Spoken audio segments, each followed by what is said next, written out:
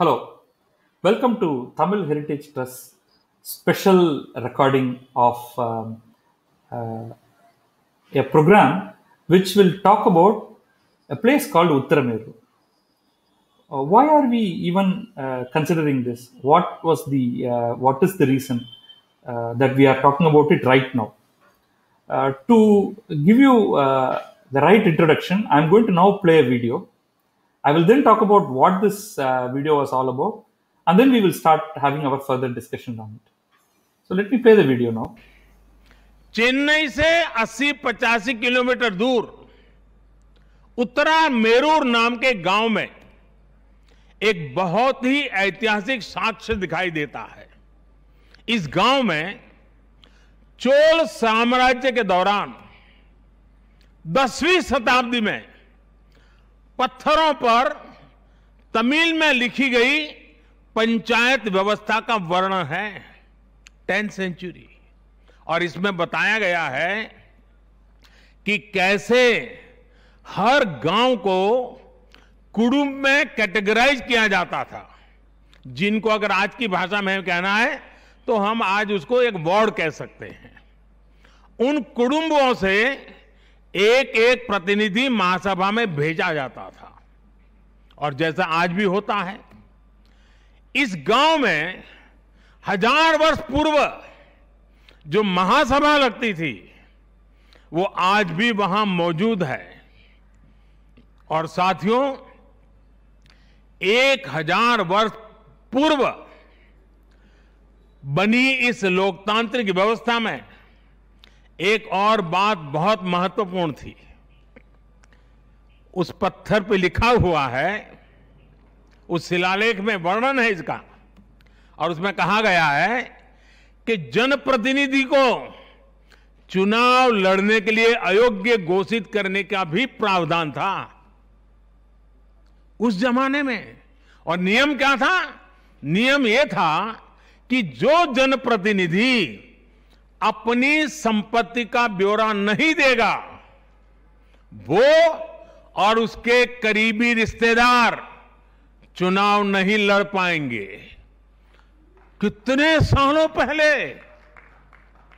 सोचिए कितनी बारीकी से उस समय पर हर पहलू को सोचा गया, समझा गया, अपनी लोकतांत्रिक परंपराओं का हिस्सा बनाया गया।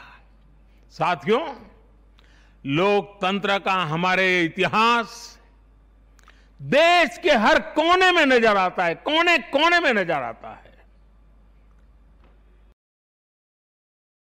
Right. So that was Prime Minister Narendra Modi. It was the Bhumi Puja and laying of foundation stone for the new parliamentary building. While talking about the various election processes in India, he first talked about 12th century Karnataka system, and then he followed it up with the 10th century system that was prevalent in one village near Chennai called Uttarameru. And that was the description that he was giving. To discuss this in detail, we have Dr. Shankara Narayanan, a professor from National Sanskrit University, Tirupati, and heritage enthusiast and researcher R. Gopu. And I am Badri Seshadri. Let's give your immediate views on this particular the 2-minute clip that I just now showed. Shankar Narayanan, I hope you have understood Hindi sufficiently, and you can tell us what the Prime Minister was talking about, and then we will discuss it further. Yes, sir. The Honorable Prime Minister talked about the election process that was held before 1000 years at a village called Uttaramerur near Chennai. And even before 1000 years, we had a selection process of candidates, and the qualification and disqualifications of the candidates were correctly determined by the local body committees. And those who have not submitted their wealth and the details of their assets were not qualified to stand as a candidate in the election. So this process was there in vogue even during the 10th century CE. This was spoken by our sort of gist of what the Prime Minister talked about. Yes, sir. Gopu, before we delve much into this, he used the word chunav, which translates today to election, but maybe it could probably also be extended to selection. You have anything to say to start with? In my opinion, it is definitely not an election as we understand it today, but simply a selection of candidates, qualified candidates.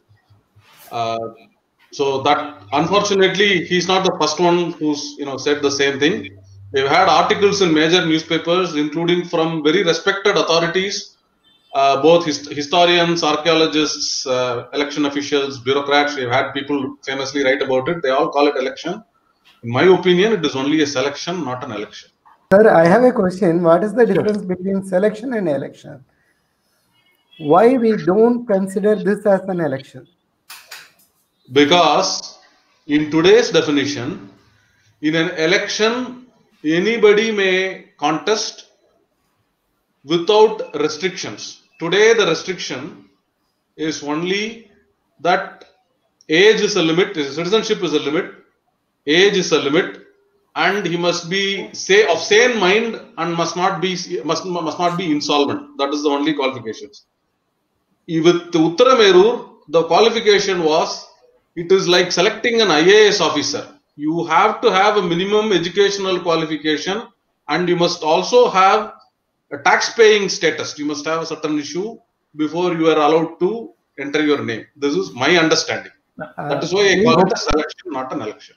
Please note that actually this happened during monarchy, not in a democratic country. Correct. So they were selecting a person for local body assembly, and they didn't have such a restrictions like the restrictions those are followed today.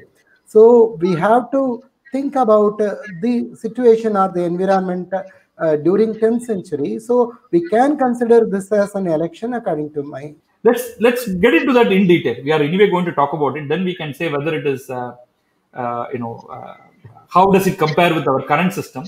It is not just in terms of who can be a candidate, but even the very process, right?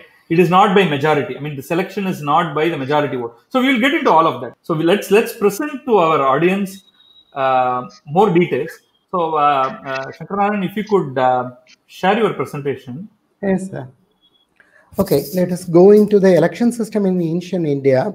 Even before the Common Era, we had some sort of election system in our country. In Tamil Nadu, from the period of Pallavas, we have assemblies or governing bodies like Sabha and Mahasabha, Ur and Nagaram. The difference between these three are the Sabha and Mahasabha are the governing bodies of the villages of Brahmins, and the Ur is the governing body of farmers, and the governing body of merchants was called as Nagaram. So these are the three divisions existed during medieval period starting from Pallava regime. And we have Manur inscription. Manur is a village near to Tirunelveli, and we have inscription of Parantaka Nedunjadayan. Surprisingly, the name is one and the same. Here is we have Pandya Parantaka, and in Uttaramerur we have Chola Parantaka. And the inscription of Parantaka Nedunjadayan says that some sort of Sabha, the assembly of the Brahmins village, and the members, the selection of members is mentioned there. The representation for the descendants of the shareholders of the village in the court will be the members of the assembly. One who is well learned in mantra and Brahmana. Mantra is the Samhita part of Vedas, and Brahmana, the explanatory part of Vedas, and one Dharma Shastra, at least one Dharma Shastra like Manusmriti or Vasishtha Smriti or any one Dharma Shastra, and is of virtuous conduct alone is eligible. That too only one representative for each share. They will have shares in a village, like one may have 2 shares or 3 shares, and accordingly their sharehood the membership of their membership in assembly will be allotted to them. They will enquire cases in the Sabha. They are entitled to enquire cases, whereas those who got the share through dowry, Stridhana, will not be entitled to enquire, but they will be mere hearers or observers. Here, we have to analyze the Smriti Granthas. We need Manusmriti and other Smritis to understand the epigraphs of Tamil Nadu, particularly the Sabha system. The terms like Niyukta and Aniyuktas are explained in Smritis like Manusmriti and Katyayana Smriti, where the Aniyukta could be the hearer or the Shravanai Puguvar, which is written in Tamil inscription, but the Niyuktas are one who are entitled to enquire cases in the Sabha.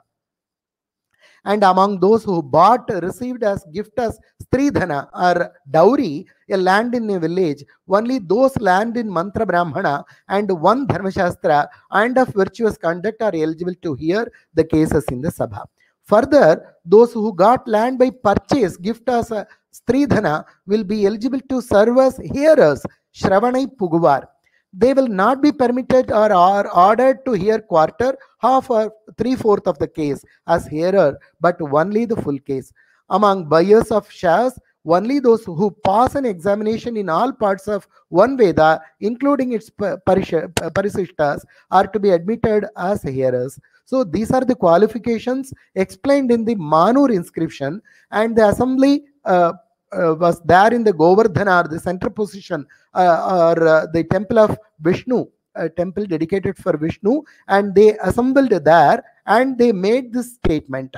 This is mentioned in the 35th regnal year of Nedunjada in Parantakan of Pandya dynasty and can be dated to 803 CE, the starting of first quarter of 9th century CE.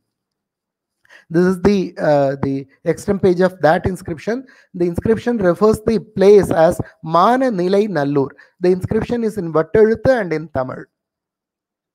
And now we have the Uttaramerur. This is the Brahmasthana as the center portion of the village. The village is named as Uttarameru Chaturvedi Mangalam. Chaturvedi Mangalam is a place which is donated to the learners of 4 Vedas. The Brahmins who learnt 4 Vedas will be allotted with gifts, and such a gift would be called as Chaturvedi Mangalam, and this is called as Uttara Meru, the Meru Parvata, like the donor, the Nandivarma II could have done a dana like Uttara Meru Dana, and then it is named as Uttara Meru Chaturvedi Mangalam. And in this particular place, this is a Sabha, and a later temple was built by Kulothunga Chola above, and we have the base portion where the Kudavoli system or the well-known inscription is engraved. So we have wonderful inscriptions starting from the period of Kampavarma and others, and we have the inscription, the particular inscription which we are talking now and was referred by our Prime Minister is there in the base, and the temple above is built later. The Uttaramerur inscription, Swasti Shri hails. This is the auspicious word. Madurai Konda Kopparakesari Varmarku, the Kopparakesari Varma who took Madura, Yand Panirend. There are 2 inscriptions. One belongs to his 12th regnal year. Uttarameru Chaturvedi Mangalatu Sabhayom. The Sabha or the Brahmin assembly of Uttarameru Chaturvedi Mangalam. Ivand Mudal Yengalur Shrimukhapadi Agnyai. From this year onwards, by the Shrimukha, by the royal order, we are preparing a order like that. Tattanur Muvenda Vedan Irundu. The person Tattanur from Tattanur Muvenda Vedan, he will be there and he will constitute the committees, Varyam. According to K.V. Subramanya Shastri, the term Varyam is derived from the Sanskrit term Varyam, to be elected or to be selected. Varitum Yogyam Varyam, to be selected or elected, and the Tamil term came from the Varyam to Varyam. Now, even now we are using Varyam. Varyamaga Attoru Kalam for annually Samvatsara Varyamum, the committee which is constituted for auditing the annual records, and Tota Variam, the committee for gardens, and Eri Variam, the committee for water resources, iduvadarku vyavasthai seida. To constitute all these things, the person Muvendra Velan was assigned. Kudumbu Muppadai, there were 30 Kudumbu or wards, and 30 Kudumbilum Avak Kudumbilare Kudini. Kanilathukku மேல் இறை நிலமுனையான் தன்மனையிலே அகம் எடுத்துக்கொண்டு. We have 30 wards, and from 30 wards we have a person from each ward, and the person should have nilam or the land for Kal Veli, or 1/4 of 6.17 acre, and he has to pay the tax correctly, and he has to build his house on his own land, and 60 பிராயத்துக்குள் 30 பிராயத்துக்கு மேல்பட்டார். The person who is below 60 and above 30, and வேதத்திலும் சாஸ்திரத்திலும் காரியத்திலும் நிபுணர் என்ன பட்டிருப்பாரை, and he is expert in Veda, Shastra, and the Karya, that is the Laukika Karya or the Vyavaharika, the cases. He should be expert in all these things. Artha Shauchamum, Atma Shauchamum, who is pure by his wealth as well as his mind, will be Muvatin Ipuram Variam Seidilada, and one who doesn't hold any position before 3 years, or within 3 years he doesn't hold any position, then he would be eligible to stand as a candidate. So this type of eligibility is given in one inscription.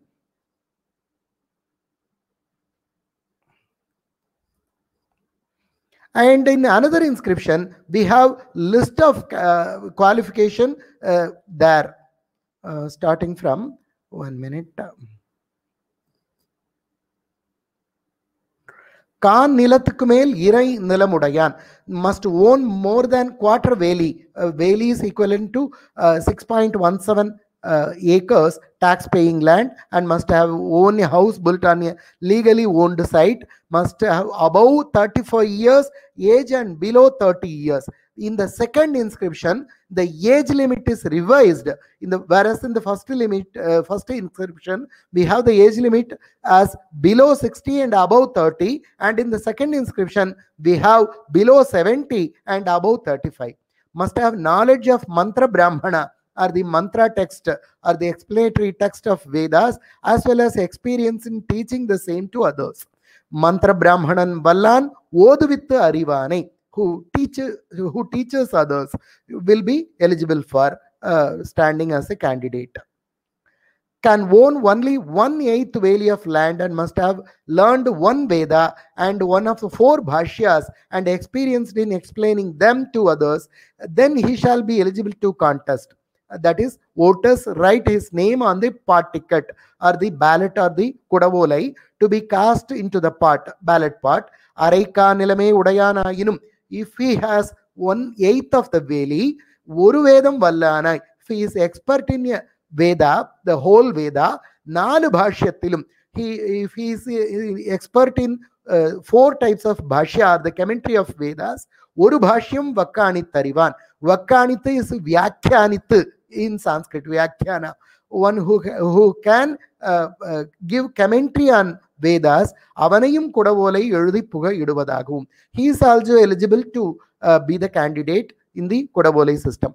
Must be among those possessing qualifications such as expertise in business and are known for their virtues. Avargalilum karyathil nipunarai, who are expert in karyam, or the business as well as the local cases, and acharam udayaranai, and those who possess virtues ye kolvadagavum, must be among those who possesses honest earnings and pure mind. Artha Shaucham and Atma Shaucha. That is, he should be pure in terms of his wealth as well as his soul. He should be eligible for the candidature. And the disqualified to contest are those who have served in any of the committees for the past 3 years and have not submitted their accounts and all their relatives mentioned in the following cases. Muvati Nipuram for past 3 years. Varyam Sheidu, they hold the varium or the committee கணக்கு காட்டாதே இருந்தாரேயும், but they haven't submitted their accounts. The auditing was not done to their accounts, are not eligible. And the relatives of the defaulters, the sons of the younger and elder sisters of the defaulters mother, இவர்களுக்கு தாயோடு உடப்பிறந்தானையும் தாயின் சிறிய பெரிய சகோதரிகளின் மக்கள், the sons of defaulters paternal aunt and maternal uncle, அவர்களுக்கு அத்தை மாமன் மக்களையும், the uterine brother of defaulters mother, மாமன், the uterine brother of defaulters father, இவர்கள் தகப்பனோடு பிறந்தானையும், defaulters uterine brother, இவர்களுக்கு சிற்றனவர், defaulters father in law, மாமனார், uterine brother of defaulters wife, பேரவைக்களையும், the husband of defaulters uterine sister, தன்னோடு பிறந்தாளை வேட்டானையும், one who married his sister and உடன் பிறந்தாளை, the definition, the sons of defaulters uterine sister, உடப்பிறந்தாள் மக்களையும், the son-in-law who has married defaulters daughter, தன் மகளை வேட்ட மருமகனையும், defaulters father than தமப்பனையும் or தகப்பனையும், defaulters son தன் மகனையும், one against the whom incest agamya gamana means the lady who cannot be intercoursed, was intercoursed by such person, then he will be ineligible to stand as a candidate. Are the first four of the 5 great sins, Panchamahapataka, Swarnasteya, Surapana, etc., were explained in Dharmashastras. Idapparadharahum Agamya Gamanatil. We have, if we want to understand these terms, Agamya Gamana, then we have to expertise in Smriti Granthas like Manusmriti and others. Then only we can understand the terms correctly. The Agamya Gamana is explained in Smritis only. And Mahapatangalil, Munpadaita 4 Mahapatakathilum, like Brahmatya, Surapana, Swarnasteya, etc., etc. These are the 4 great sins explained in the Smriti Granthas. All defaulters' relations above specified shall not have their names written on the part tickets and put it into the part. இவர்களுக்கு முன் சுடப்பட்ட இத்தனை பந்துக்களையும் சுட்டப்பட்ட, the persons, those who are mentioned before, the relatives of the person cannot enter into the electoral college. This is the gist of the second inscription. And one who is foolhardy, one who is doing sahasa, one who is doing which is nothing to help others, and who is doing sahasa work, and one who has stolen the property of another, paradravyam apaharitanayam, one who has taken forbidden dishes of any kind and who has become pure by performing expiation, grama kantakarai, who has done damage to the village and after that he did expiation for that, prayashchittam seidu shuddharanarayum, one who has committed sins and has become pure by performing expiatory ceremonies. Padagam Seidu, he committed sins and then Prayashchittam Seidu, he committed Prayashchitta or the expiatory ceremonies and he will be pure, but he is not eligible to stand as a candidate. One who is guilty of incest and has become pure by performing expiatory ceremonies. Agamya Gamanam Seidu, Prayashchittam Seidu, Shuddharanarayum. All these specified shall not to the end of their lives have their names written on the part ticket to be put into the part for any of the committees. ஆக இச்சுட்டப்பட்ட அனைவரையும் பிராணாந்திகம் till their death வாரியத்துக்கு குடவோலை எழுதி புகவிட பெறாததாக. They cannot be written, their names cannot be written on the palm leaves to be put on the part to be selected.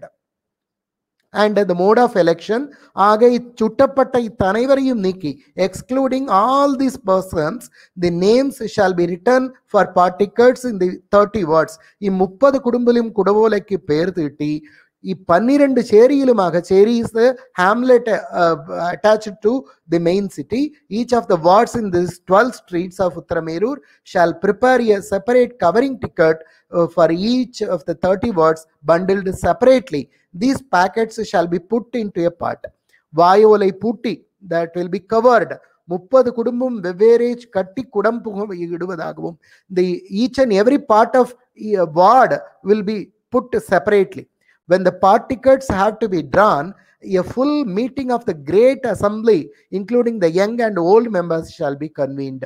Kudavolai parikum bode, while opening the part, Mahasabhai Tiruvadiyare sa Bala Vriddham, starting from Bala, a younger person or a kid, Vriddham, till the eldest person, Niramba Kuttikondu, assembling all these persons only, we have to open the parts. All the temple priests, Nambimar, who happen to be the village on that day, shall, without any exception, whatever be caused to be seated in the inner hall where the great assembly meets. Andrulliril irunda Nambimar oruvarayum oliyame, not even a person should be left out.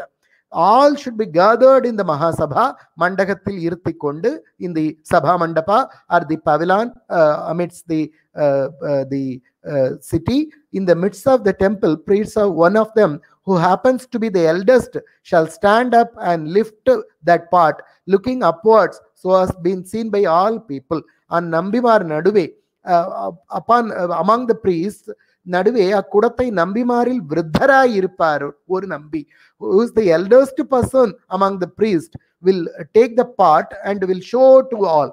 And one word, the packet representing it, shall be taken out by any young boy. A small kid will be selected to select a person, and who does not know what it is inside, and shall not be transferred to another empty part and shaken.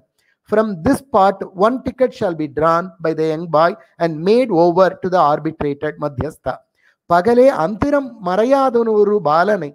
Antiram Marayadan, he doesn't know anything. An innocent boy will be selected, Bala, a kid will be selected, and he will take the paper, take the palm leaf from the part that is allotted for a kutumbu or a ward, and that part, that palm leaf will be given to the Madhyastha, the arbitrator. While taking charge of the ticket thus given to him, the arbitrator shall receive it on the palm of his hand with the 5 fingers open. He has to open the fingers, because some may have some palm leaves hidden in his hidden between his fingers. So he has to open 5 fingers and he has to show only one palm leaf is selected. அக்குடத்தை ஓலை மத்தியஸ்தன் வாங்கும் போது 5 விரலும் அகல வைத்த உள்ளங்கையாலே ஏற்றுக்கொள்வானாகும். He has to open all the 5 fingers while taking the palm leaf from that boy. He shall read out the name the ticket thus received. அவ்வேற்று வாங்கின ஓலை வாசிப்பானாகவும், வாசித்த ஓலை அங்குள் மண்டகத்திருந்த நம்பிமார் எல்லோரும் வாசிப்பாராகவும். And after, even after read out by the eldest person, all the Nambimas, all the priests should tell the name written on the palm leaf. The name thus read out shall be put down. Similarly, one man shall be chosen for each of the 30 words. In the same way, the persons will be selected for 30 words. வாசித்த அப்பர் திட்டமிடுவதாகவும், இப்பரிசே 30 குடும்பிலும் ஒரு பேர் கொள்வதாகவும். The same process will be continued for 30 words. This is mentioned in the second inscription. And the 14th regnal year of Parantaka Chola, that is 921 CE. At the order of the great man, sitting in the assembly, I, the arbitrator, he signed at the end, Katipothan Shivakuri Rajamalla Mangala Perarayanen. He wrote the whole settlement. That is written at the end of the inscription. So this was the process was mentioned in Uttaramerur inscription as Kudavoli system or part ticket system, which we can call. Now I am ending my PowerPoint presentation and I am ready for any discussion. Great. So let's now look at how how to interpret this. Now I would like Gopu to comment on where the process that Shankaranarayanan detailed differs from our current election system. Can you add some points there, Gopu? Right. One. Here, I have a plate with 3 chocolates. Okay. One is lemon flavored, one is orange flavored, one is strawberry flavored. If I put my hand in and take one and say this is the thing, that is a selection. That is not an election. If suppose all the members in the street come here and then they vote, 25 people vote for lemon, 25 people vote for orange, 25 people vote for strawberry, or something like that, some number, and they all say the majority voted for lemon, so you must eat the lemon flavored chocolate. That is an election. That is the system we have today. An election system is one where multiple people are contesting. One person wins the contest based on the number of votes contested by the voting people. Okay. A selection system, in this particular case, he is talking about a pot ticket. So the names of the qualified persons will be put into a pot. A young boy will randomly pick one name. They are all equally qualified. Any person is equally qualified. The public is not making a judgment. The society is not making a judgment. The judgment is when the names go into the pot itself, which is what I say happens when you are appointing an IAS officer or a collector or a member of the police, you are a commissioner of police, or you are appointing an army general or an air force chief. What happens? Qualified candidates are looked at by an appointing person. Here today the authority chooses. So this is one how it differs. Second, how it differs is that suppose somebody performs, so there are a lot of qualifications and disqualifications that are mentioned. That is actually the point that Modi, I think Prime Minister Modi was referring to. You have to declare your wealth. You cannot commit a certain crime. You will be disqualified if a member of your family is disqualified. Right? Today we don't have those restrictions. So if my father is a crook or my brother is a crook, that doesn't disqualify me, or vice versa. If I am a crook or I am convicted or something like that, that doesn't disqualify. Second, also the restriction was that if a person is appointed to office and or selected to office and he holds a term, not only him, but nobody in his family for a certain number of terms can even be, their names considered for putting in that pot for appointment. So that is the other way that it differs. The other interesting point is, again, today we have one constitution. This is a larger point. It is not just about Uttarameru candidate selection. Today we have one constitution for the entire country. We may have different laws in states, may have different rules in cities. For example, a large city may have certain rules, small town may have different rules, and so on. But constitution for India as a whole is a single constitution. In ancient India, that was not the case. We had 17 or 18 Dharma Shastras, 14 Dharma Shastras, 18 Dharma Shastras. A person need not know, today a constitutional lawyer must know the constitution. In those days, a person who is selected or, is considered for office needs only to know one of these smritis. He can know the Manu Smriti, it is okay. If he knows the Parashara Smriti, that is okay. If he knows the Narada Smriti, it is okay. If he knows 2 or 3, good. But one alone is enough. Like the same thing, he needs to know one Veda, which is the qualification that this particular thing said. So that was the constraint that they applied for that society at that time. The important point I think Prime Minister Modi was making in his speech was about qualification, constraints of disclosure of what your proper disqualification if you committed wrong, properly paying taxes and so on and so forth. So those are the points that he was focusing on, not necessarily the election process. Thank you, Gopu, for a nice roundup and summary. I will tell you what the key sections that I liked in this whole inscription. That first it describes. I mean, we get complete documentation. It describes how the whole what people are getting elected for. So there are committees. Then it talks about the wards, like 30 Kudumbu. So from there, one person gets elected or selected in a certain process. It describes the process. It describes who is eligible. It describes who is not eligible. So in a sense, it is complete.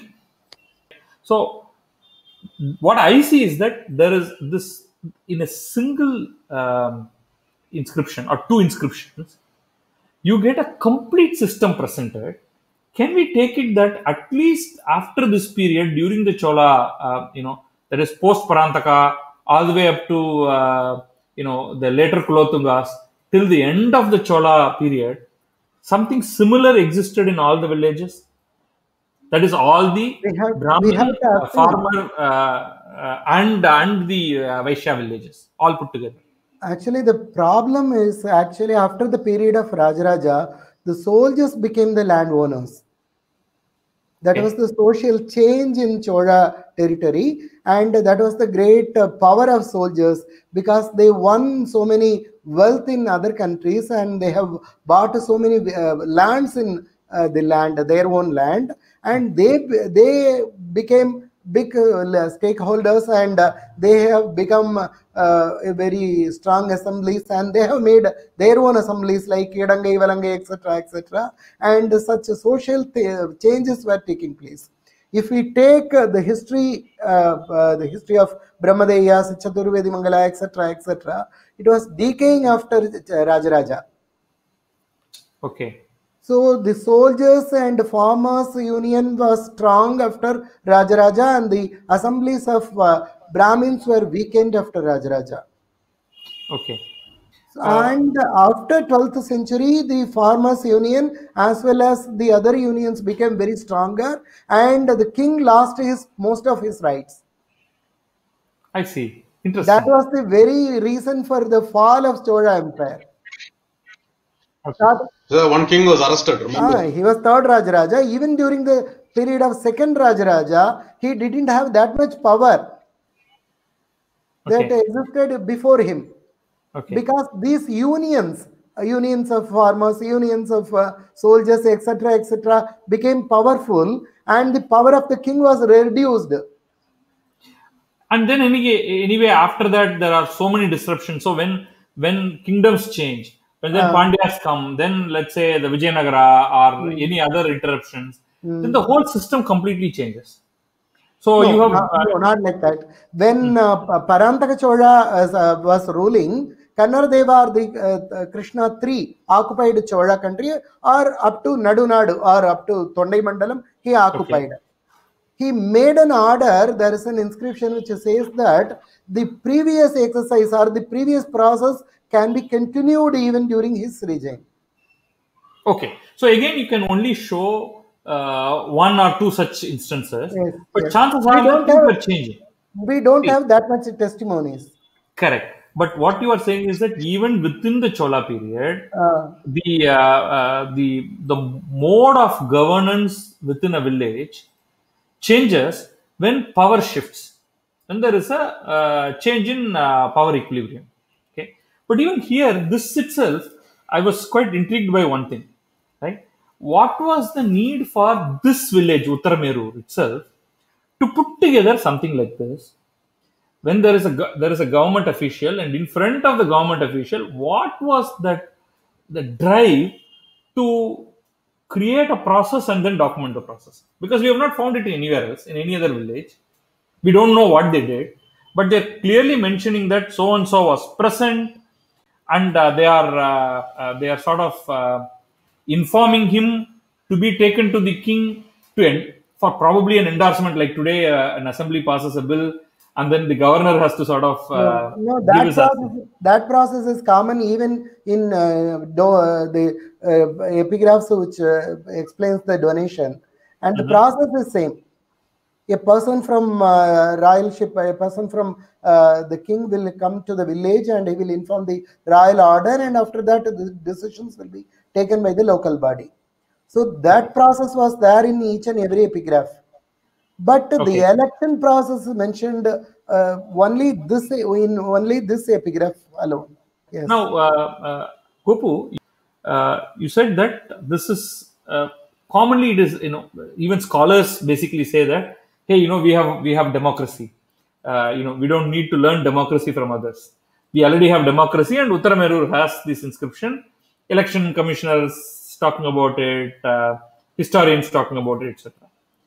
I guess it's more the essence of it. It is not in exact comparison of our current constitutional process versus what was prevalent, and I'm sure we can point out hundreds of differences.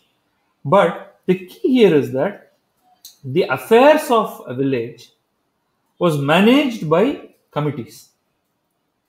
Committees were constantly changed. One who was in a committee couldn't get into the committee for the next 2 years. So there was a gap.